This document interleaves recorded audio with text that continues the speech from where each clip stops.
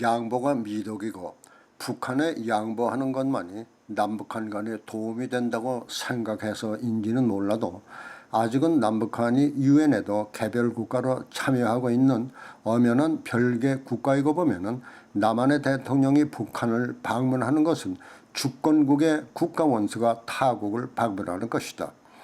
그렇다면 국가원수가 속한 국가의 국기가 방문지에 휘날려야 하는데 무시되었다는 것은 도저히 이해가 가지 않는다.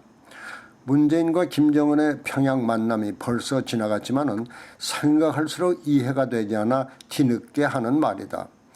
엄연한 주권국인 한국 대통령 문재인이 타국인 북한을 국빈 방문하는데 자국의 국기인 태극기를 눈을 비벼가며 찾아도 찾을 수 없었던 것은 주권국가인 한국민들의 자존심을 상하게 한 것은 당연하다.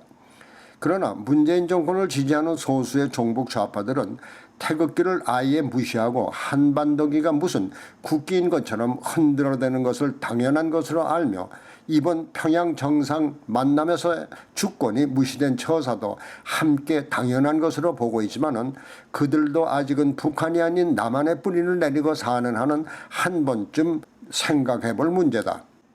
평양 공항에서부터 연도에 환영 나온 북한 주민들의 손에 쥐어진 한반도기와 인공기를 오버랩해서 생각을 해보면은 다음과 같은 결론이 나올 수도 있을 것 같다. 한반도기는 남북한의 통일을 상징하는 것이다. 인공기는 조선민주주의 인민공화국의 주권을 상징하는 국기이다.